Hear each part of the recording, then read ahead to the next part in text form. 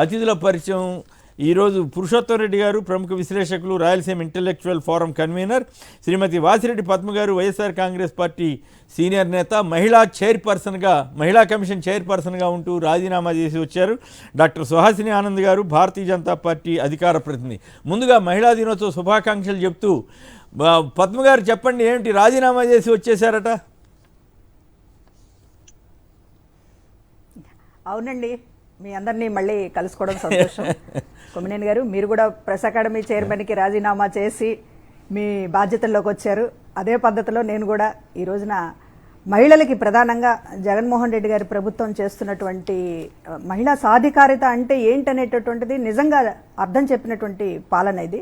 ఖచ్చితంగా మహిళలు అండగా ఉండాల్సినటువంటి అవసరం ఉంది. ప్రతి మహిళ కూడా భుజాన వేసుకోవాల్సినటువంటి అవసరం ఉంది అనేటటువంటి ఉద్దేశంతోనే అది ప్రచారం చేయాలి అనేటటువంటి ఉద్దేశంతో మహిళా కమిషన్ చైర్పర్సన్కి రాజీనామా చేయడం జరిగింది. అంతర్జాతీయ మహిళా దినోత్సవం సందర్భంగా ఈ రోజు మహిళా థ్యాంక్ యూ అండి. అయితే మహిళలకి సంబంధించి ఈరోజు కూడా ఈనాడు పత్రిక చూశారు కదా, అక్కా చెల్లెల్ని మర్చిపోయారా అంటూ రాసింది. నిజంగా మర్చిపోయి ఉంటే మీరు ఈ రోజున ఈ రకంగా పదవికి రాజీనామా చేసి వచ్చి మరి జగన్ గారి కోసం పనిచేస్తారా? అలాగే నిన్ననే జగన్ గారు మహిళా దినోత్సవం నేపథ్యంలోనే ఆయన చేయూత స్కీమ్ని పేద మహిళలందరికీ ఇవ్వటం ఇవన్నీ జరిగినాయి కదా. ఇలాంటి వార్తలు రాసినప్పుడు మీకేమనిపిస్తుంది? ఓవరాల్గా మహిళా సంక్షేమానికి జగన్ చేస్తున్న కృషి మీద మీ అభిప్రాయం ఏంటి? ఒకటి, ఈ రోజున నిన్న సీఎం గారు మాట్లాడినప్పుడు 10 సంవత్సరాల బ్యాంక్ అకౌంట్ని మీరు చెక్ చేసుకోండి అనేది.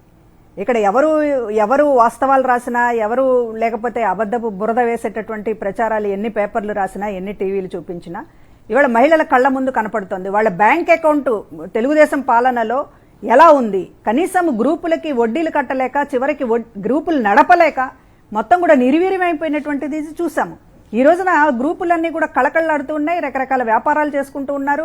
డైరెక్ట్గా వాళ్ళ అకౌంట్లోకి ప్రతి కుటుంబం కూడా లక్షల రూపాయల లబ్ధి పొందుతూ ఉన్నటువంటిది కళ్ళ ముందు ఇంత వాతావరణం కనపడుతూ ఉన్నప్పుడు కేవలం నిందలు, లేకపోతే అక్క చెల్లెమ్మల్ని మర్చిపోయారా అనేటటువంటి అక్క చెల్లెమ్మల్ని మర్చిపోవడం కాదు, వాళ్ళని గుండెల్లో పెట్టుకోవడం మాత్రమే కాదు, మహిళలకి సంబంధించినటువంటిది సాధికారిత అంటే ఏంటి ఈ రోజున అది చంద్రబాబుకి అర్థం కాలేదు, ఈ రాష్ట్రంలో పనిచేసినటువంటి ముఖ్యమంత్రులకి అర్థం కాలేదు, దేశంలో ఏ ముఖ్యమంత్రికి అర్థం కాలేదు, దేశంలో మహిళా ప్రధానమంత్రి చేసిన ఆమెకి కూడా అర్థం కాలేదు అనేటటువంటిది ఈ రోజు కనపడుతోంది. ఇవాళ సాధికారిత అనేటటువంటి మాటలకి పరిమితం అయిపోయింది. మనం కొమ్మినేని గారు మనం ఎంతసేపు మహిళా సాధికారిత మాట్లాడారు. మీరు ఒకళ్ళని మర్చిపోయారు, పవన్ కళ్యాణ్ గారు మహిళలు ఏ రకంగా గౌరవించారన్న పాయింట్ మీరు మర్చిపోయారు. అసలు మహిళల గురించి మాట్లాడే అర్హతే ఆయనకి లేదు. ఎలా మాట్లాడతారు ఈ రోజున? అడ్డగోలుగా రాజకీయాల్లోకి ఎవరైనా రావచ్చు, ఏదైనా మాట్లాడొచ్చు అనేటటువంటి ఒక గ్లామర్ ఉంది అనేటటువంటి పద్ధతిలో మాట్లాడితే ఇవాళ ఒక విలువలు ఉండాలి. ప్రైవేట్ లైఫ్ అనేటటువంటిది కాదండి. ప్రైవేట్ లైఫ్ వ్యక్తిగత విషయాలు ఎలా అవుతాయి? 3 పెళ్లిళ్లు చేసుకోవడము, అవసరమైతే దానికి సంబంధించినటువంటిది ఒక పిలుపు ఇవ్వడము, అవును నేను చేసుకున్నాను, లేకపోతే మీరు నష్టపరిహారం ఇచ్చుకోండి, భరణం ఇచ్చుకోండి, మీరు కూడా అవసరమైతే చేసుకోండి అనేటటువంటి పిలుపునివ్వడము అనేటటువంటి స్థాయికి రాజకీయ నాయకులు వెళ్లిన తర్వాత ఎందుకు గౌరవించాలి మహిళలు వాళ్ళని?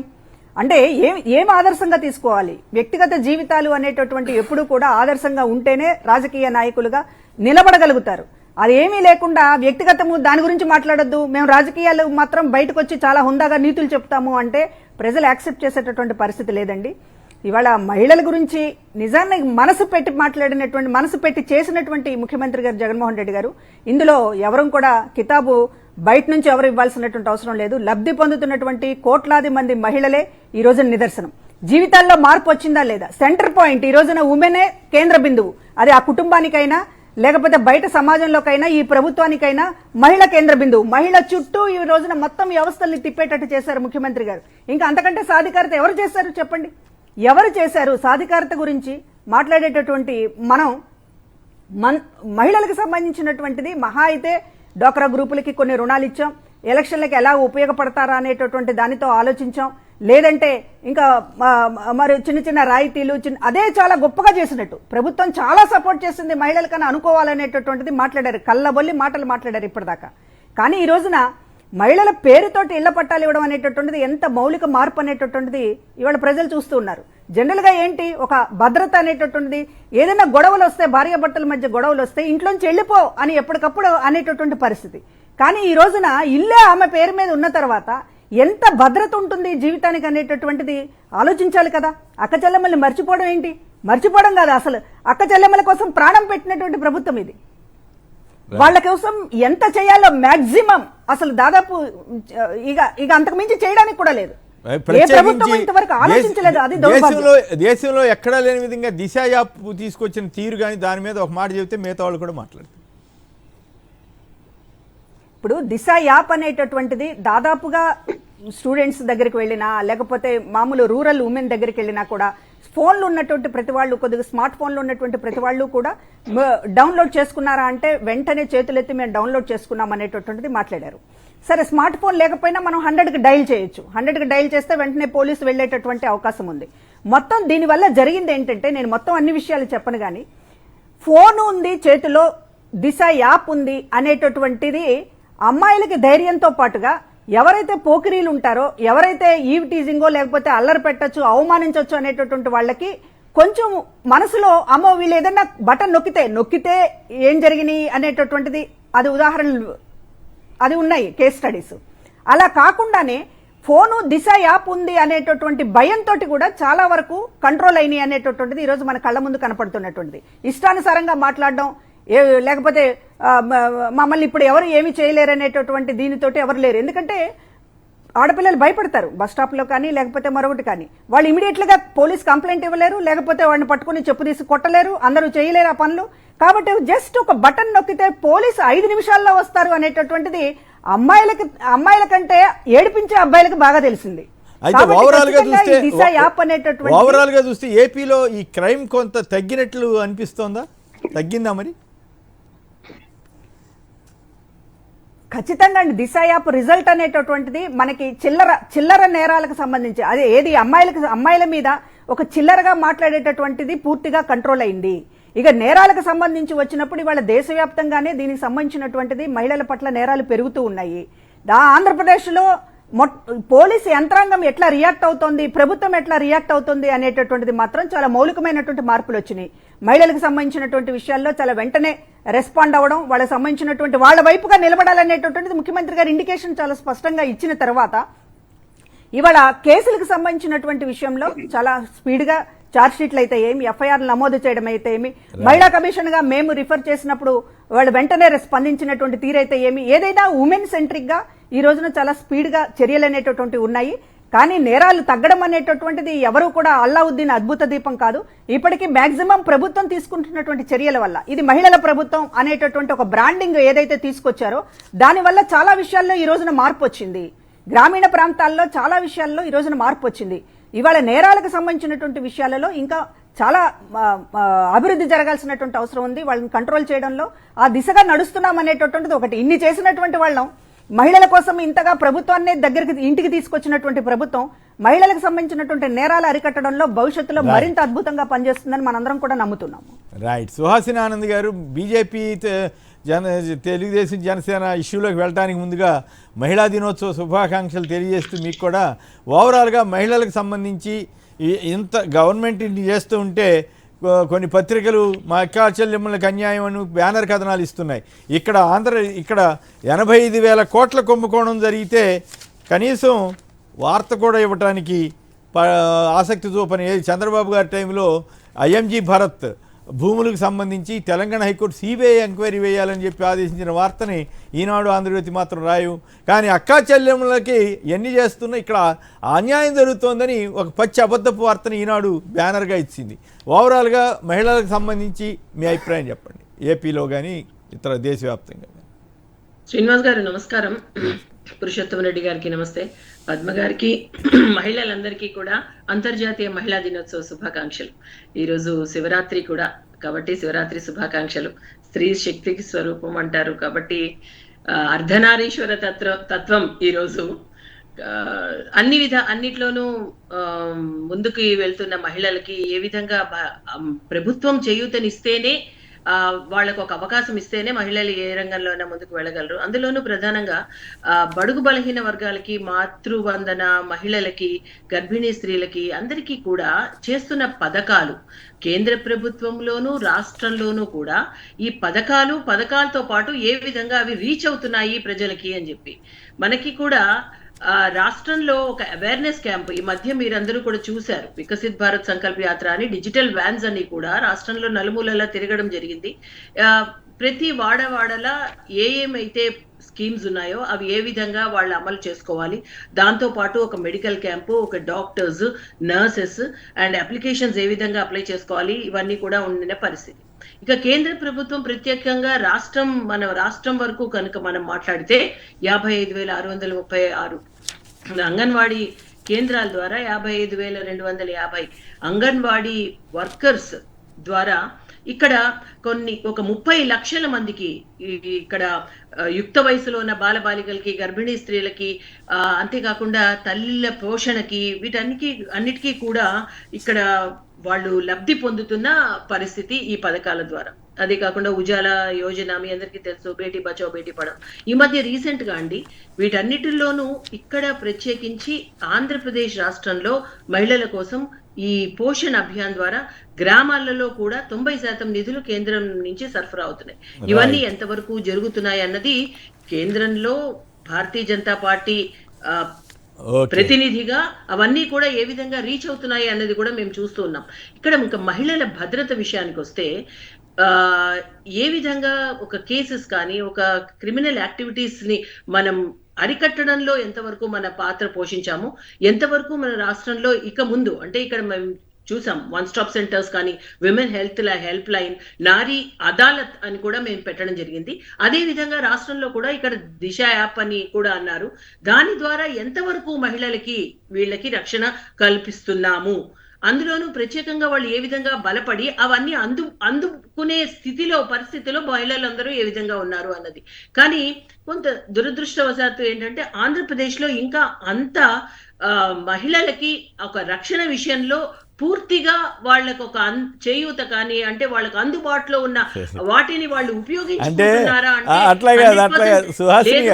సమాధానం. సుహాసిని గారు, మీరు ఇప్పుడు దాకా కేంద్రం చేసిన పథకాలన్నీ మహిళల్లో చైతన్యం వచ్చేసి తీసేసుకున్నట్టుగా చెప్పారు. ఓకే, మీ ఇష్టం, చెప్పండి, తప్పేం కాదు.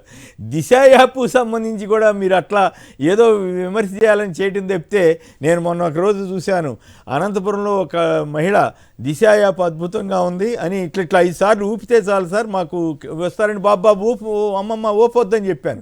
ఎందుకంటే మళ్ళీ పొరపాటున అక్కడ వస్తారేమో. కాదు, కొంతమంది ఇబ్బంది వస్తే ఆర్టీసీ బస్సుల్లో కొంచెం అనుచితంగా వ్యవహరిస్తే వెంటనే పోలీసులు వచ్చి దిశ యాప్ ద్వారా వచ్చి పట్టుకున్న సందర్భాలు మీరు మర్చిపోతే ఎట్లా? ఇప్పుడు ఇంకా డెవలప్ అవ్వండి అని చెప్పండి, కానీ మీలాంటి మహిళా నేతలు ఎంకరేజింగ్గా మాట్లాడండి, మహిళల్ని తగ్గు చేసేటట్లు కాకుండా. ఒకటి శ్రీనివాస్ గారు, ఇక్కడ నేను చెప్పింది మీకు అర్థం చేసుకోలేదు. మేము అన్నది ఏంటంటే కేంద్ర ప్రభుత్వం ప్రవేశపెడుతున్న పథకాల ద్వారా లబ్ధి పొందడానికే ఇవన్నీ ప్రత్యేకంగా దృష్టి సారించి ఇంత లక్షల డేటాని ఎందుకు చెప్పాను, ఇవన్నీ వీళ్ళు లబ్ధి పొందుతున్నారు కాబట్టి చెప్పాను. కానీ కేంద్ర ప్రభుత్వం ప్రవేశపెట్టేవి, రాష్ట్ర ప్రభుత్వం ప్రవేశపెడుతున్న ఈ చేయూతని కానీ, ఈ యొక్క యాప్ కానీ మనకి చట్టం కూడా మార్చి పంపించాల్సిన అవసరం ఎంతైనా ఉంది మహిళల కోసం. కానీ కొందరు ఇంకా దాన్ని ఉపయోగించుకోలేకపోతున్నారు అని చెప్పడం ఏంటంటే, అందుబాటులో ఉన్నాయి కానీ అందుబాటులో ఉన్నవి ఎంతవరకు రీచ్ అవుతున్నాయి మహిళలకి అన్నది డెఫినెట్లీ అది ఎప్పుడూ కూడా డిబేటబుల్ పాయింటే. ఆ విషయంలో కేంద్ర ప్రభుత్వం కానీ రాష్ట్ర ప్రభుత్వం కానీ ప్రజల వద్దకు తీసుకెళ్లడంలో ఎంతవరకు కృషి చేస్తున్నాయి అండంలో ఇప్పుడు ఇక్కడున్న ప్రభుత్వమే ఏదైతే ఇక్కడ రూలింగ్ పార్టీ ఉందో 100% పూర్తి బాధ్యత తీసుకోవాలి. పొద్దున్న లేస్తే మనకి కొన్ని వ్యవహారాలు కూడా చూస్తున్నాం, కొన్ని విషయాలు. ఇప్పుడు నిజంగా కూడా ఈ రోజు డిబేట్ లో పద్మ గారు కూర్చోవడం కూడా ఒక ప్రశంసనీయం. ఎందుకంటే ఇవాళ షీ హ్యాస్ టు కమ్. అందులోనూ రీసెంట్ గా మనం చూసాం, ఇప్పుడు ఆవిడ ఒక పదవిలో చేశాక ఇప్పుడు నిన్న I think she resigned and came. Definitely అండి ఈ దీనిలో జనబాహుళ్యంలోకి రావాలి. ఎందుకంటే చాలా వరకు ఆవిడకి తెలుసో తెలీదో కానీ రాష్ట్రంలో కొన్ని కేసెస్ ఆవిడ వరకు కూడా వెళ్ళలేని పరిస్థితి. ఎందుకు బ్యారియర్స్ అవుతున్నాయి, ఎందుకు అంటే ఇప్పుడు మామూలు స్త్రీగా కనుక సొసైటీలో తిరిగినప్పుడు ఓహో ఈ విషయాల్లో కూడా మనకు అవగాహన రావాలి, ఈ విషయాల్లో కూడా మనం కొంత జాగరూకతతో వ్యవహరించాలి, ఈ విషయాల్లో కూడా మహిళలకి యుక్త వయసులో ఉన్న బాలబాలికలకి ఇంకొంత దీనిపైన మనం చర్యలు తీసుకోవాలి అన్న ఒక అవగాహన కూడా వచ్చే అవకాశం ఉంది. పదవిలో ఉన్నప్పుడు ఇటువంటివి ఇంకా వెళ్ళలేదు, సరైన చర్యలు తీసుకోలేదు అన్నది మనం ఫేస్ చేసాం ఈ రాష్ట్రంలో. Right okay. ఇక మళ్ళీ పురుషోత్తమ రెడ్డి గారు మీరు కూడా సంక్షిప్తంగా ఒక మాటలో చెప్తే ఈ బీజేపీ టీడీపీ జనసేన పొత్తు వ్యవహారం మీద ఎవరైనా డ్రామా అనొచ్చు, లేదంటే కొత్త అంకం అనొచ్చు, ఆ విషయాల్లోకి వెళదాం. మీరు కూడా మహిళా దినోత్సవానికి సంబంధించి కూడా సంక్షిప్తంగా ఒక మాటలో చెప్తే మళ్ళీ దీని మీద మీరే మాట్లాడుతురు. కానీ కొమ్మినేని గారు అందరికీ నమస్కారం. బేసిక్గా ఈరోజు మన డిబేట్లో 50-50 సాధించాము. భవిష్యత్తులో రాజకీయాల్లో కూడా ఇట్లాంటి వాతావరణం రావాలని ఆశిద్దాం. ఈ సందర్భంగా ఒక విషయం మాత్రం చెప్తాను. ఆంధ్రప్రదేశ్ ప్రభుత్వం ముఖ్యమంత్రి గారు ఏదైనా ఒక కమిట్మెంట్ తీసుకుంటే చాలా సీరియస్గా చేస్తారు. నేను ఒక ఉదాహరణ మాత్రమే చెప్తాను. మహిళలకు సంబంధించినటువంటి అవకాశాలు వచ్చినప్పుడు, ముఖ్యంగా ఎగ్జిక్యూటివ్ కౌన్సిల్స్ యూనివర్సిటీస్లో ఒక ఉదాహరణ లైవ్ ఎగ్జాంపుల్ చెప్తాను. గతంలో 116 పోస్టులు ఫిలప్ చేస్తే దాంట్లో 50% 58 మంది ఉమెన్ ఉన్నట్టుగా చూసుకున్నారు. అంటే నామినేటెడ్ వ్యవహారాల్లో చాలా నిక్కచ్చిగా 1% కూడా తగ్గకుండా వ్యవహరించారు. ఒక లైవ్ ఎగ్జాంపుల్ నేను పద్మావతి మహిళా యూనివర్సిటీలో అజయ్ కల్లాం గారు, హేమచంద్రారెడ్డి గారు ఐఐటి చైర్మన్ ఆయన ఉదాహరణ చెప్పారు జగన్ గారి యాటిట్యూడ్ ఎలా ఉంటుందని. దాన్ని వీళ్ళు ఎగ్జిక్యూటివ్ కౌన్సిల్ లిస్ట్ వేసుకొచ్చి జగన్ గారి దగ్గర ముందు పెడితే ఫస్ట్ ఎవరు అడుగుతారు, మన వాళ్ళు ఎంతమంది ఉన్నారు ఇవి అడుగుతారు. జగన్ గారు అడిగిన మొదటి ప్రశ్న అన్న 50% అందుకునిందా అన్న అంటారు. లేదు సార్ దాదాపు అని చర్చొద్దు, 50% ఉందా లేదా చెప్పండి అన్నట్టు, 2 తక్కువ పోయి మార్చుకొని రండి అన్నారట.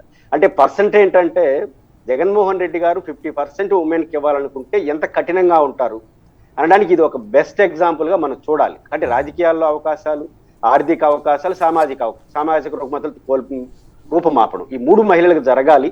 జగన్మోహన్ రెడ్డి గారు రాజకీయ అవకాశాలు తనకొచ్చిన తన కమిట్మెంట్ మేరకు ప్రతి విషయంలో చాలా సీరియస్గా చేస్తున్నారు. ఇది ఒక మార్పులు అనేది కంటిన్యూ ప్రాసెస్. కాబట్టి జగన్మోహన్ రెడ్డి గారు ఉమెన్ సాధికారత విషయంలో రాజకీయ అవకాశం ఇచ్చినప్పుడు ఎమ్మెల్యేల కేటాయింపులు కానీ ఎక్కడైనా సరే కానీ మీరేమో 50% అమలు చేస్తున్నారు ప్రతి చోట కూడా అని మీరు చెప్తున్నారు, నామినేటెడ్ పదవులు కానీ యూనివర్సిటీల్లో కానీ ఈనాడు వాళ్ళు ఏమి రాశారు చూడండి, దిక్కుమాలిన వార్త పొద్దున్నే చూడంగానే చేదరేస్తుంది కానీ చెప్పక తప్పటం లేదు. అక్కా చెల్లెమ్మల్ని మర్చిపోయారా అంటూ రాశారండి. ఏమన్నా ధర్మమా అట్లా రాయటం? ఇప్పుడు ఈనాడు, ఆంధ్రజ్యోతి వాళ్ళు ప్రతిపక్ష పార్టీ పాత్ర పోషించాలని నిర్ణయించుకున్నారు. ఇప్పుడు అలయన్స్ బీజేపీ, జనసేన, తెలుగుదేశం ముగ్గురు అయితే ఇంకొక 2 అదనం అవుతారు, ఇంకోసం ముగ్గురు. వీళ్ళందరూ కలిసి ఒక ఫ్రంట్ గా ఏర్పడి వాళ్ళ రాజకీయాలు వాళ్ళు చేయదలుచుకున్నారు. ఇంకా దాన్ని ఎదుర్కోవడం తప్ప వైసీపీ ఇంకొక మార్గం లేదు. కాబట్టి వాళ్ళు ఒక రాజకీయ పార్టీలో కూటమిలో భాగం అయిపోయారు. కాబట్టి కూటమిలో భాగం అయినప్పుడు వాళ్ళు ఎట్లా మాట్లాడతారు, వీళ్ళు అట్లే మాట్లాడతారు. కాబట్టి ఇంకా డిఫరెన్స్ ఏమి లేదు. కాబట్టి ఇప్పుడు కూటమి అంటే ముగ్గురు కాదు, వాళ్ళు ఒక ముగ్గురు, వీళ్ళు ఒక ముగ్గురు, 6 మంది అవుతారు బీజేపీ వాడు కలిస్తే. కాబట్టి 6 మంది కూటమిని వైసీపీ ఎదుర్కోవడం తప్ప చేయగలిగింది. అయితే మీరు గమనిస్తే 850 ఎకరాల భూమిని ఐఎంజీ భారత్ వార్త సైబేకి ఆదేశాలు ఇవ్వాలి అని చెప్పి హైకోర్టు ఆదేశిస్తే ఒక్క ముక్క రాయలేదండి. మల్లారెడ్డి కాలేజీలో రేవంత్ రెడ్డి గారి ప్రభుత్వం వెళ్ళి మొత్తం రోడ్డు తవ్వేసి బిల్డింగ్లు పడగొడితే విధ్వంసం కాదంట. ఇక్కడ మాత్రం అక్కడ గోడ పగలగొట్టినా విధ్వంసం అని ప్రచారం చేస్తారు. అది దుర్మార్గం కదా, మిత్రపక్షం కదా, ఎలా రాస్తారు? డబుల్ స్టాండర్డ్స్ అంటే కాదు. పత్రికలు మీరు ఎప్పుడైనా చూసారా? ఆంధ్రప్రదేశ్లోనేమో తెలుగుదేశం, తెలంగాణలోనేమో కాంగ్రెస్ పార్టీ పత్రికలుగా మారాయి. సరే దురదృష్టవశాత్తు బీజేపీ వాళ్ళు ఏం ఫీల్ అవ్వకుండా పొత్తు పెట్టుకుంటున్నారో ఏమో తెలియదు కానీ ఇక్కడ కాంగ్రెస్కే చేశాడు కదా చంద్రబాబు నాయుడు గారు. మిత్రపక్షం కాబట్టి రాయట్లేదు అంటున్నారు. అంతేనా? అక్కడ తెలుగుదేశం మిత్రపక్షం వైసీపీ కాబట్టి మిత్రపక్ష వార్త ఎట్లా రాస్తారు వాళ్ళు పాపం. రైట్. ఇక మనం మరో అంశంలోకి వెళదాం. నిజంగానే బీజేపీ జనసేన పొత్తు, టీడీపీ పొత్తు ఏదైనా ముందుకు వెళ్తుందా లేదా? అలాగే సీట్ల మీద బేరాసారాలు జరుగుతున్నాయి అంటున్నారు. ఎవరెవరిని బతిమలాడుకుంటున్నారు, ఎవరెవరిని బ్లాక్మెయిల్ చేస్తున్నారు? అసలు ఎందుకు బీజేపీ మళ్ళీ తెలుగుదేశం పత్రికలు ఏం రాస్తుందంటే అసలు బీజేపీతో పొత్తు పెట్టుకోకుండా ఉంటేనే బెటరు, వాళ్ళు ఏదో బతిమలాడుతున్నారు బీజేపీ వాళ్ళు అన్నట్టుగా తెలుగుదేశం పత్రికలు రాస్తున్నాయి. రాత్రి అయితే అసలు అమిత్ షా గారు ఏదో బతిమలాడుతున్నట్టుగా కూడా తెలుగుదేశం పత్రికలు ప్రచారం చేశాయి. మరి వాస్తవం ఏంటో వీటి మీద వెళ్ళడానికి ముందు వీళ్ళిద్దరూ ఎట్లా తిట్టుకున్నారో గతంలో ఒకసారి చూసిన తర్వాత ప్రైమ్ మినిస్టర్ గారు చంద్రబాబు గురించి ఏమన్నారు, చంద్రబాబు గారు ప్రైమ్ మినిస్టర్ గురించి ఏమన్నారో ఒకసారి చూద్దాం. నేను మిమ్మల్ని అందరూ కోరేది నరేంద్ర మోడీ కరుడుగట్టిన ఉగ్రవాది, మంచివాడు కాదు. అదే మరి ఇక్కడ మైనారిటీ సోదరులు ఉన్నారు, వాళ్ళందరినీ ఒకటే కోరుతున్నా, తమ్ముళ్ళు మళ్ళీ గాని మీరు గాని నరేంద్ర మోడీకి ఓటేస్తే చాలా సమస్యలు వస్తాయి. గుర్తించారా తమ్ముళ్ళు? మైనారిటీ సోదరులందరూ త్రిపుల్ తలాక్ పెట్టారా లేదా? మిమ్మల్ని జైల్లో పెట్టాలని ఆలోచించారా లేదా? ఆ మధ్య కాలంలో గోత్రాలు ఏం జరిగింది? 2000 మందిని చంపేశారు. ఆ రోజు నేను అడిగాను, నరేంద్ర మోడీ ఈ దేశం ఉండడానికి అర్హత లేదు, ఈయన రాజీనామా చేయాలని డిమాండ్ చేసిన మొట్టమొదటి వ్యక్తి నేనేనని మీ అందరికీ తెలియజేస్తున్నా. ఆ తర్వాత మీరు చూస్తే ప్రపంచంలో ఏ దేశానికి పోయినా ఈ నరేంద్ర మోడీ మా దేశానికి రాకూడదని అందరూ కూడా ఆయన్ని బ్యాన్ చేసే పరిస్థితికి వచ్చారు. అలాంటి వ్యక్తి ఇప్పుడు ప్రధానమంత్రి అవుతారు కొమ్ములు వచ్చినట్టు మళ్ళా ఈ మైనారిటీ సోదరులందరినీ దెబ్బతీయాలని ఆలోచిస్తున్నారు. वहीं झूठ, निराशा और यू टर्न यहाँ की सरकार की टीडीपी की पहचान बन चुकी है. कोई मुझे बता रहा था यू टर्न बाबू की स्थिति बाहुबली फिल्म के बल्लाल देव जैसी हो गई है. वो निरंतर कोशिश कर रहे हैं कि धर्म हो या अधर्म, बस कैसे भी सत्ता उनके परिवार के पास बनी रहे, उसी के लिए नए नए खेल खेल रहे हैं. पोलावरम प्रोजेक्ट किसानों के लिए जिंदगी और मृत्यु का विषय है, खेत के लिए पानी का विषय है, माताओं बहनों के लिए पीने के पानी का विषय है. लेकिन ये यूटन बाबू के लिए, ये टीडीपी के लिए ये पोलावरम प्रोजेक्ट एटीएम है, एटीएम उसमें से निकालो और भ्रष्टाचार का खेल खेलते रहो, यही उनका काम है. बीजेपी ही आंध्र प्रदेश की हेरिटेज की रक्षा कर सकती है, जबकि यूटन बाबू सिर्फ अपनी हेरिटेज की चिंता करते हैं. आंध्र की हेरिटेज है अपने वायदों का पक्का होना, यूटन बाबू की हेरिटेज है विश्वासघात करना. आंध्र की हेरिटेज है पारदर्शिता, सुशासन. यूटन बाबू की हेरिटेज है भ्रष्टाचार, भ्रष्टाचार, भ्रष्टाचार. రైట్, అది సంగతి అండి. మన పురుషోత్తమ్ రెడ్డి గారు చెప్పండి. చాలా ఆసక్తికరంగా ఉన్నాయి, ఇంకా చాలా బూతులు ఉన్నాయి. చంద్రబాబు గారు అయితే పచ్చి బూతులు లాగా మాట్లాడాడు ఆయన భార్య గురించి. అవన్నీ చేయాలంటే ఒక గంటన్నర పడుతుంది. అట్లాగే ప్రైమ్ మినిస్టర్ కానీ బీజేపీ నేతలు కానీ తిట్టిని అంత భ్రష్టాచారం హెరిటేజ్ అంటే ఆయన సొంత కంపెనీని డెవలప్ చేసుకోవడమే కాదు, చేసుకోవడం తప్ప ఇంకేం చేయలేదు. పోలవరం ఏటీఎం అన్నాడు. వీటన్నిటి మీద మీకేమనిపిస్తుంది? ఇప్పుడేమో మేము అడిగిన డిమాండ్ చేసిన సీట్లు ఇస్తే మేము అవన్నీ వదిలేస్తాం, ఆత్మగౌరవం లేదు, పాడు లేదు అన్నట్లుగా బీజేపీ వాళ్ళు మాట్లాడుతున్నట్లు. ఈయనైతే శరణని బహిరంగ క్షమాపణ అడుగుతున్నారంట. మరి బీజేపీ వాళ్ళు నిజమో ఒకటిదో తెలియదు కానీ మరి ఇలాంటి వ్యక్తి చంద్రబాబు గారు. సరే, పవన్ కళ్యాణ్ గారు అంటే ఆత్మగౌరవంతో పెద్ద ఫీల్ గాడు కాబట్టి ఆయన ఎట్లాగో సరెండర్ అయిపోయాడు చంద్రబాబుకి. నిజంగానే చంద్రబాబుకి బీజేపీ సరెండర్ అవుతుందా? చంద్రబాబే బీజేపీకి సరెండర్ అవుతారా? ఏం జరుగుతుంది? కొమ్మిరెడ్డి గారు, బీజేపీ చంద్రబాబు గారికి ఏదో రిక్వెస్ట్ చేసిందనే దానికి పెద్ద ఆధారాలు లేవు. ఎందుకంటే బీజేపీ రిక్వెస్ట్ చేసేటువంటి వాళ్ళు కూర్చుంటారు. కాదు ఆంధ్రజ్యోతి, టీవీ5 ఇట్లాంటివి ఉన్నాయి కదా. బీజేపీ ఢిల్లీ కాలింగ్, బీజేపీ వాళ్ళు పిలుస్తున్నారు, చంద్రబాబు గారు చూస్తున్నాడు, ఒప్పుకునే ఆలోచన చేస్తున్నాడని రాశారు. మీరు గమనించే ఉంటారు. వాళ్ళు రాశారు, వాళ్ళ ఆనందం కోసం మనం ఏం చేయలేం. కానీ పాయింట్ ఏంటంటే, ఇప్పుడు మీ ఇంటికి నన్ను పిలిచారంటే నేను గెస్ట్ కాబట్టి మీరు పిలవచ్చు కాక. ఇప్పుడు మోడీ గారు పైనకి ఇప్పటికి 2 సార్లు అపాయింట్మెంట్ ఇచ్చాము అంటే అర్థం ఏంటి? 0.5% ఓట్లు ఉన్న పార్టీ 40% పార్టీకి అపాయింట్మెంట్ ఇవ్వడం ఆంధ్రప్రదేశ్లో. కాబట్టి దీన్ని బట్టి ఎవరు చోతకి వెళ్తున్నారు? బీజేపీ చేతకి చంద్రబాబు గారు వెళ్తున్నారే తప్ప బీజేపీ వాళ్ళేం పిలవట్లేదు. వాళ్ళు కలుస్తారా లేదని సుహాస్ ఆనంద్ గారు చెప్పాలి. ఇంక జరిగే పరిణామాలు పడుతుంది. కానీ నాకు అనిపిస్తుంది కలిసే వాతావరణం ఏమైనా ఉందా అని అనుమానం కలుగుతుంది.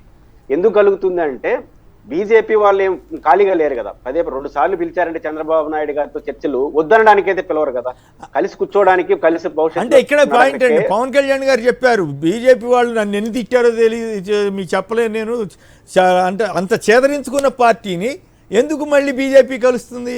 చేదరించుకున్నారని చెప్పినా వీళ్ళు టీడీపీ వాళ్ళు సిగ్గుపడకుండా మళ్ళీ ఎందుకు బీజేపీ వాళ్ళ కాళ్ళ దగ్గరికి వెళ్తున్నారు?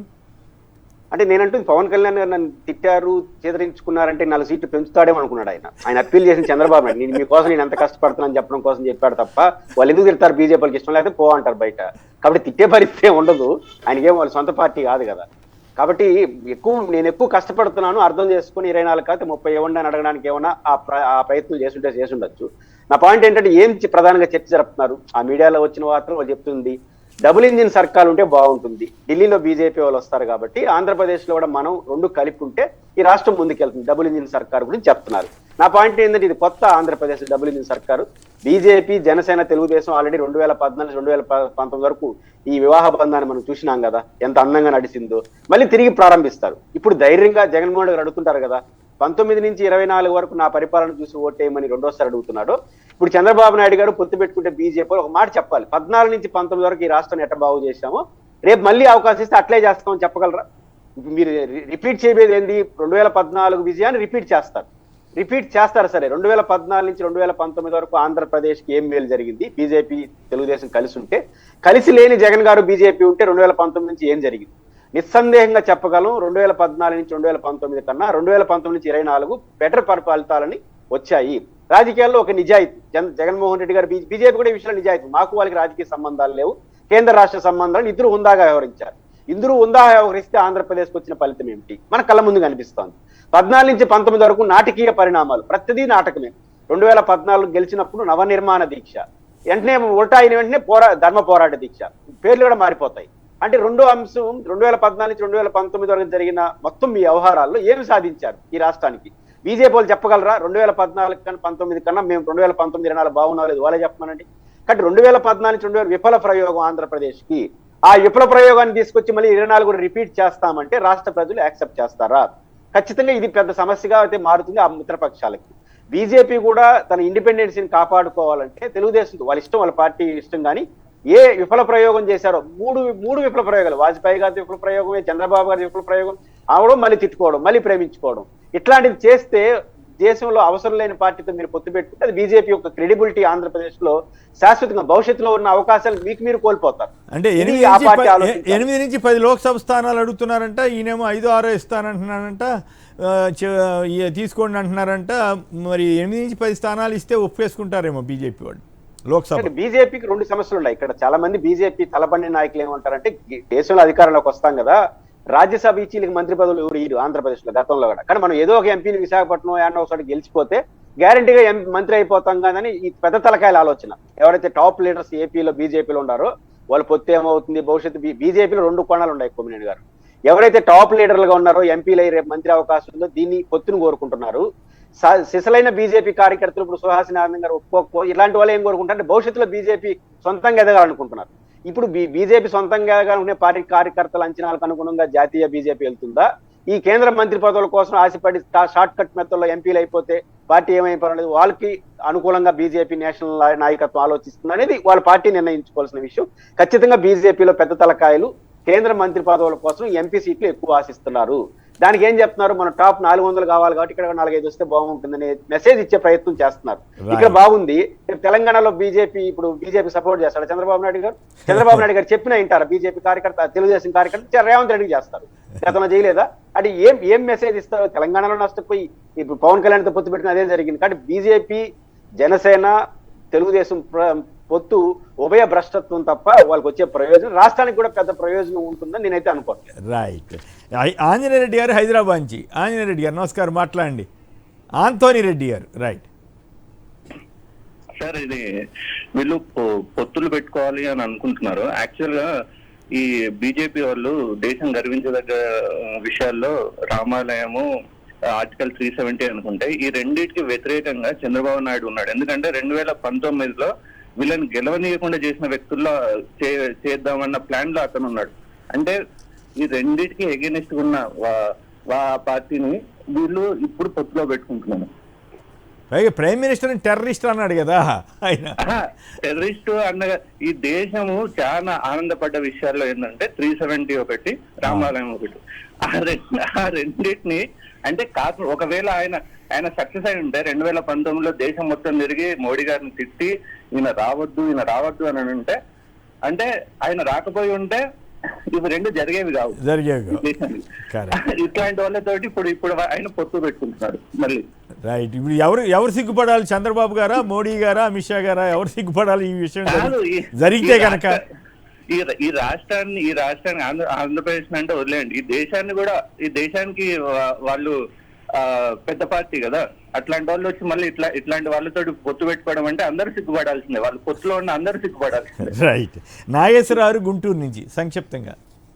Sir good morning sir. నమస్కారం, మాట్లాడండి సార్. చంద్రబాబు నాయుడు గారు 2014 నుంచి 19 వరకు పరిపాలనలో ఆయన చేసినటువంటి అక్రమాలని ఈ రోజు బీజేపీ గనక మద్దతు ఇస్తే ఆ అక్రమాలని సమర్థించినట్టే. అవును. ఆ అక్రమాలకి వాళ్ళంద ఉంది అని ఏపీ ప్రజలకు తెలియజేసినట్టు అది. ఎందుకంటే అతను ఎంత దుర్మార్గమైన పరిపాలన సాగిందో అందరికీ తెలుసు. సాక్షాత్తు ప్రధానమంత్రి గారిని ఎంత నిందించాడో అందరికీ తెలిసిన విషయమే. కాబట్టి ఇవాళ బీజేపీతో పొత్తు పెట్టుకుంటే బీజేపీ ప్రతిష్ట దిగజారటమే. ఓకే. అయినా కూడా ఇప్పటికే మంతనాలు ఇవన్నీ జరుగుతున్నాయి కదా, జరుగుతుంటేనే సగం ఇదే ఉండాలి కదా. రైట్. మీరు చెప్పినట్టు సోమవీర్రాజు గారు అయితే చెట్టు నీరు స్కీము దేని కిందో 13,000 కోట్లు తినేశారని డైరెక్ట్గా ఆరోపించాడు ఆ తేడా వచ్చిన తర్వాత. అంతేకాకుండా మరుగుదొడ్లన్నీ మొత్తం వేసేసారని కూడా ఆయన చాలా తీవ్రంగా మాట్లాడేవాడు. మరి ఇప్పుడు వాళ్ళతో ఎట్లా కలుస్తారో ఏం పడు. పద్మ గారు, ఇప్పుడు వీళ్ళు ముగ్గురు పొత్తు అనేటటువంటిది ఊహించిందే. మధ్యలో ఏదో ఒకటి దీనికి సంబంధించినటువంటిది ఏదో ఒకళ్ళు అడుగుతున్నట్టు, ఒకళ్ళు ఏదో బెట్టు చేస్తున్నట్టు ఇదంతా కూడా డ్రామా నడిపారు. ఎన్నికల ముందు పొత్తు అనేటటువంటిది ఊహించింది. కారణం ఏమిటంటే ఏమీ లేదు.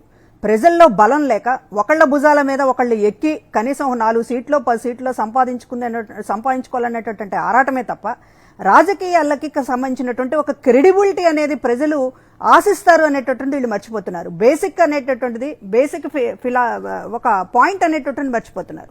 ఎందుకంటే రాజకీయం అంటే అందుకే ప్రజలు అసహించుకుంటున్నారు రాజకీయాలని. ఇప్పుడు మీరు చంద్రబాబు నాయుడు మోడీ గారిని నరహంతకుడు అని తిట్టిన తర్వాత 2014లో మళ్ళీ చక్కగా ఇద్దరు చట్టాపట్టాలు వేసుకొని వచ్చారు. మళ్ళీ ఈ రోజున ఎన్ని మాటలు అన్నాడు, ప్రత్యేక హోదాకు సంబంధించి కావచ్చు, భార్యను చూసుకోలేని వాడు దేశాన్ని చూసుకుంటాడు, భార్యను వదిలేసినాడు అనేటటువంటిది చాలా వ్యక్తిగతంగా కూడా దూషణ చేసిన తర్వాత అంటే వీళ్ళు చాలా మాట్లాడతారు. రాజకీయాల్లో ఇవన్నీ సహజము, రాజకీయాలు అనేటటువంటి దీనికి వ్యక్తిగతమైనటువంటి మాటలు అన్నప్పటికీ కూడా కలవాల్సిన టైం వచ్చినప్పుడు కలవాలి, ఇదేదో చారిత్రక అవసరాలు, ఇట్లాంటి భారీ డైలాగులు కొట్టడంలో ఎవరు తీసిపోరు. ఒకటి ఏంటంటే ఇవాళ బీజేపీ అయినా చంద్రబాబు అయినా పవన్ కళ్యాణ్ అయినా వీళ్ళకి అధికారం పరమావధి. 4 సీట్లు దొరికితే చాలు, మనల్ని తిట్టినా పర్వాలేదు, ముఖం మీద ఉమ్మేసినా పర్వాలేదు, ఒకళ్ళకొకళ్ళ మళ్ళీ దోస్తీ అనేటటువంటి పరిస్థితి. అంత దిగజారాల రాజకీయాలు. ఇవాళ జగన్మోహన్ రెడ్డి గారిని చూసుకుని నేర్చుకోండి రాజకీయాల క్రెడిబిలిటీ. మనం ఒక మాట అన్నాము, లేకపోతే ఒక దానికి సంబంధించి నిలబడాలి, కష్టపడండి, ప్రజల మధ్య కష్టపడండి, ఓట్లు తెచ్చుకోండి, సీట్లు తెచ్చుకోండి, ఒక టర్మ్ ఆగండి, సెకండ్ టర్మ్ వస్తుంది ఛాన్స్. అది అన్ని తీసిపడేసి ఇవాళ వండుకోవాలా తినాలా అనేటటువంటి ఒక సూత్రంతో 4 సీట్లు 4 ఓట్ల కోసం మీకేమి ఒక రాజకీయ ఫిలాసఫీ ఉండదా? మీకు ఒక సైద్ధాంతిక పార్టీ అంటారు బీజేపీ. సైద్ధాంతిక పార్టీ అనేటటువంటిది ఏ సిద్ధాంతాలు తెలుగుదేశం పార్టీతో కలిసి పొత్తు పెట్టుకుంటున్నారు? ఏ సిద్ధాంతాలతోటి ఈ రోజున మిమ్మల్ని తిట్టినా సరే కావులించుకోవాలనేటటువంటిది ఆరాటపడుతున్నారు? చంద్రబాబు కదా అలవాటైనటువంటి విద్య, అది తీసిపడేయండి. చూశారు ప్రజలు. అందుకే 2019లో ఈయన్ని చూసే ఈయన ఒక ఊసరవెల్లి కంటే కూడా ఘోరమైనటువంటి పరిస్థితిని పూర్తిగా పక్కన పెట్టారు. కానీ బీజేపీ ఈ రోజున దేశవ్యాప్తంగా కూడా ఒక ఆదరణ మోడీ గారి దీని మీద నడుస్తూ ఉంది కదా. మీకేం అవసరం వచ్చింది ఈ రోజున? మీకేం అవసరం వచ్చింది? ఇవాళ ఆంధ్రప్రదేశ్ కాకపోతే దేశంలో మీకు రాష్ట్రాలు లేవా? లేకపోతే ఆంధ్రప్రదేశ్లో మీకు బలం లేదా? లేదా బలం పెంచుకోలేరా? ఎందుకంత ఆరాటము? కనుక ఇందులో రాజకీయాలను చూస్తున్నప్పుడు, వీళ్ళ పొత్తు చూస్తున్నప్పుడు ప్రజలు ఇది కంప్లీట్ చేయండి. మీకు ఇంట్రెస్టింగ్ విషయం చెప్తా, కంప్లీట్ చేయండి. అదే ఈ పొత్తు అనేటటువంటిది వైఎస్ఆర్ కాంగ్రెస్ పార్టీకి వరం లాంటిది. ఆ, ఇందులో ఎవరు ఇక్కడ- కూడా ఇక్కడ- ఇంతమంది ఇక్కడ- కలిసి ఇక్కడ ఆగండి, ఇక్కడ ఆగండి. ప్రత్యక్షంగా ఒకళ్ళు ఇక్కడ ఆగండి. ఒక పద్మ గారు మీరు కరెక్ట్గా ఒక ఇంట్రెస్టింగ్ విషయం ఇప్పుడే నా దృష్టికి వచ్చింది. ఆత్మసాక్షి గ్రూప్ వారు చేసినటువంటి తాజా సర్వేలో మొన్న 5వ తారీఖు వచ్చిందట. టీడీపీ జనసేన కలిసి పోటీ చేస్తే ఓట్ షేర్ వైఎస్ఆర్ కాంగ్రెస్ పార్టీకి 48%, సీట్లు 106 నుంచి 110 వైసీపీకి వస్తాయి. టీడీపీకి 46.5% ఓట్లు వచ్చినా సీట్లు మాత్రం 64 నుంచి 68 వస్తాయని చెప్పారట. అయితే టీడీపీ, బీజేపీ, జనసేనకి టీడీపీకి బీజేపీ యాడ్ అయితే వైసీపీ ఓట్లు పెరుగుతాయట. 49% ఓట్లు పెరుగుతాయని ఆత్మసాక్షి గ్రూప్ వాళ్ళు చెప్తున్నారు.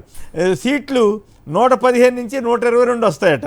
సో అలాగే టీడీపీకి 40 ఓట్లు తగ్గి 40% అంటే 60 నుంచి 65 అంట. సో వాళ్ళు పొత్తు పెట్టుకోవడమే బెటర్ అన్నట్టుగా ఈ సర్వే చెప్తా ఉంది. దీన్ని సంక్షిప్తంగా మీరు కూడా దీని మీద కామెంట్ చేస్తే మన డాక్టర్ గారిని, సుహాసిని గారిని అడుగుదాం. ఇప్పుడు ఎంతమంది కలిసి వచ్చినా కూడా జరిగేది ఏమీ లేదని తెలిసినప్పటికీ కూడా చంద్రబాబు నాయుడు గారు తన ఉనికిని కాపాడుకోవడం కోసం కేంద్రంలో మళ్ళా బీజేపీ వస్తుంది అనేటటువంటి ఒక లెక్కలు వినపడుతున్నటువంటి నేపథ్యంలో నష్టపోయినా సరే బీజేపీతో అంటకాగాలి అనేటటువంటి ఉద్దేశంతో ఉన్నారు. పోసేవాళ్ళు ఒకందుకు పోస్తే తాగేవాళ్ళు ఒకందుకు తాగుతారని ఈయన ఒకందుకు ఆరాటపడుతుంటే బీజేపీ ఏదైనా 4 సీట్లు దక్కుతాయి అనేటటువంటి పద్ధతిలో ఆరాటపడుతున్నారు తప్ప ఒక క్రెడిబిలిటీగా రాజకీయాలు చేయాలి అనేటటువంటిది ఒకటి మర్చిపోతున్నారు. ఇంకొకటి ఏంటంటే ఈ రోజున ఎందుకు ఇంతమంది ఏకమవుతున్నారు? ఇంతమంది ఏకమవ్వాల్సినటువంటి అవసరం ఏముంది? ఈ రోజున ఎవరికి కూడా ప్రజల్లో పనిచేసేటటువంటి సామర్థ్యం లేదు. కేవలం ఒక కుటిల రాజకీయాలు చేసి నిలబడాలనేటటువంటి ఆరాటమే తప్ప ఒక కాంక్రీట్ గా, ఒక స్టేబుల్ గా ఈ రోజున రాజకీయాలు చేసేటటువంటి శక్తి లేని వాళ్ళందరూ కూడా ఈ రోజు పెద్ద ముఠాగా తయారైపోతున్నారు. ఇది ప్రజలు గమనించాల్సినటువంటి విషయం, గమనించేటటువంటి పరిస్థితి కూడా వస్తుంది. బీజేపీ కూడా ఆ పరిస్థితికి రావడం అనేటటువంటిది కొంత బాధాకరమైనటువంటి విషయం. రైట్. సుహాసిని గారు చెప్పండి, ఏమిటి పరిస్థితి? మరి నిజంగానే కలుస్తారా లేదా? అన్ని బండబూసులు తిట్టుకున్నాడు పాపం. మీలాంటి ఒరిజినల్ బీజేపీ నాయకులకేమో ఇష్టం లేదు, మాకు ఆ సంగతి అందరికీ తెలుసు. కానీ మీ దగ్గర నుంచి మీ కొత్తగా చేరొచ్చినటువంటి పార్టీ నేతలే వాళ్ళ డామినేషనే పెరిగి మీ అధిష్టానాన్ని కూడా ఇన్ఫ్లుయెన్స్ చేస్తున్నట్లున్నారు. అసలు చర్చల దాకా వెళ్ళిందంటేనే మీ పరువు పోయినట్లు కదా. అంత బూతులు నేనైతే మోడీ గారు అంటే నా గౌరవం, ఆయనకు ఆత్మాభిమానం ఉందని నేను నమ్మాను. కానీ ఈ రకమైన పరిస్థితి తెచ్చుకుంటారా అనేది నాకు అర్థం కాని పరిస్థితి. మీరు చెప్పండి. ఒకటి మారాటం కన్నా కంగారు ఎక్కడ అలయన్స్ అయిపోతారేమోనన్న ఒక భయము కింద కనిపిస్తోంది. కానీ అది కాదండి. బేసిక్ గా ఏంటంటే మాది 38 పార్టీస్ అలయన్స్ లో ఉన్నాయి. 17-18 రాష్ట్రాల్లో రూలింగ్ లో ఉన్నాం. 2 దఫాలు దిగ్విజయంగా మన భారతదేశాన్ని మనం అగ్రరాజ్యాలతో పోటీ పడుతూ ముందుకు వెళ్ళి ఆర్థికంగా కూడా బలంగా మన దేశాన్ని చాటుతూ ఇప్పుడు 3వసారి సర్వేస్ అన్ని కూడా చెప్తున్నాయి డెఫినెట్లీ ఇంకా అత్యంత బలంతో మేము మళ్ళీ కేంద్రంలో మేము ప్రభుత్వం ఫామ్ చేస్తున్నామని. మరి ఇన్ని బలాలు ఉన్నాయి. అమిత్ షా గారు ఒక మాట చెప్పారు, ఎన్డీఏ అలయన్స్ లో ఎవరైనా వస్తాము అంటే మేము ఎప్పుడు కాదు వద్దు అని ఏ రాజకీయ పార్టీ అనదండి. అది మనం గుర్తుపెట్టుకోవాలి. ఒకటి అంశాలు అవే, పరిస్థితులు వేరు. ఇప్పుడు అందరూ ఇదే మాట్లాడుతున్నారు, అప్పుడు అలా అన్నారు ఇలా అన్నారు అని. అవును, 2014 ఉన్న పరిస్థితి లేదు ఇప్పుడు 2024లో. ఇవన్నీ తెలీదా? సుహాసిని గారు మీరు పురంధేశ్వరి గారు వాళ్ళందరూ కూడా, సుహాసిని గారు ఒక్క నిమిషం, సోమవీరాజు గారు అందరూ అక్కడే ఉన్నారు. అవును, వాళ్ళు ఉండొచ్చు, నేను కాదనట్లా. ఇక్కడ పాయింట్ ఏంటంటే ప్రైమ్ మినిస్టర్ టెర్రరిస్టా కాదా? టెర్రరిస్ట్ అయితే మరి ప్రైమ్ మినిస్టర్ గారు ఎట్లా సహిస్తున్నారు? చంద్రబాబు గారి మీద కేసు పెట్టాలి కదా. ఒకవేళ టెర్రరిస్ట్ కాదు అని తెలుసుకున్నాడు అనుకోండి, క్షమాపణ చెప్పాలి కదా. అది కూడా చేయరా? పోలవరం డబ్బులు దోచేశాడని ప్రైమ్ మినిస్టర్ గారు అన్నారు. అంటే ప్రైమ్ మినిస్టర్ గారు తప్పు మాట్లాడినట్లా? చంద్రబాబు గారు రైటా? చంద్రబాబు గారు తినేస్తే ఆయనతో ఇప్పుడు పొత్తు పెట్టుకుంటారా? 13,000 కోట్లు దోచేశాడని సోమవీర్రాజు గారు చెప్పాడు ఆ రోజున. మరి వాళ్ళ దోచేసిన సొమ్మంతా ఏమైపోయింది? ఈ విషయానికి సమాధానం చెప్పకుండా మేము అలయబలం చేసుకుంటామంటే జనం ఏమంటారు? సార్, జనం అందరికీ తెలుసు మోడీ గారు ఏంటో. ఇప్పుడే చెప్పారు కాలర్ కూడా, థ్యాంక్స్ టు హిమ్. ఇవాళ పల్లెలో ప్రతి గుండెలోనూ మోడీ గారు ఉన్నారండి. మేమన్నది మోదీ గారి పైన, మోదీ గారి విశ్వసనీయత పైన, భారతీయ జనతా పార్టీ మీద పైన ఎక్కడా డౌట్స్ లేవు ప్రజలకి. కానీ ఒక సామెత ఈ టైంలో గుర్తు తెచ్చుకోవాలి. ఇప్పుడు మీరు అందరూ అంటున్నామా, నిజంగా పెళ్లి నాటి మాట విడాకుల నాడు ఉండవు. సో ఎప్పుడు వీళ్ళు మాట్లాడారు, అవసరం అప్పుడు ఒక రకంగా మాట్లాడడం, అవసరం తీరిపోయాక ఒక రకంగా మాట్లాడడం అన్నది మీరే కాదండి, ప్రపంచం అంతా చూసింది, ఆంధ్ర రాష్ట్ర ప్రజలందరికీ తెలుసు.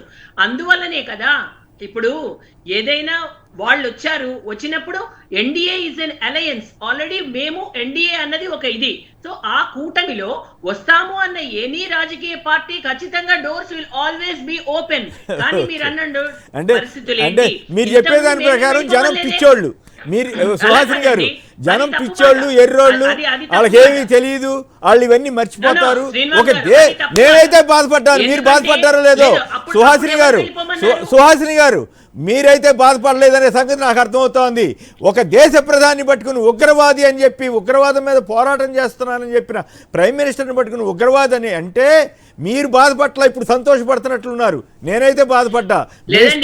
నేను మోడీ గారికి ఆత్మగౌరవం ఉందని నేను అనుకున్నా, మోడీ గారికి ఆత్మగౌరవం ఉందనుకున్నా. కానీ పవన్ కళ్యాణ్ మాదిరిగానే మోడీ గారికి కూడా ఆత్మగౌరవం లేదని మీరు చెప్పదలిస్తే నేను బాధపడతా. అయ్యో మోడీ గారికి ఈ దుస్థితి ఏమిట్రా, దౌర్భాగ్యం ఏమిట్రా అని నేనైతే బాధపడతా. మీరెవరు బాధపడిపోతే నాకేం అభ్యంతరం లేదు. ఎందుకు బాధపడమండి అటువంటి మాటలు?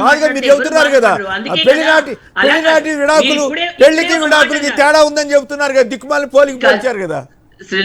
శ్రీనివాస్ గారు, ఇప్పుడు అప్పుడు వాళ్ళని మేము ఎవరు వెళ్ళిపోమనలేదు, ఎవరంతటి వాళ్ళు. ఆ మాటలన్నీ ఇప్పుడు మొత్తం ఆడియో వీడియో రికార్డ్స్ కూడా ఉన్నాయి కదా.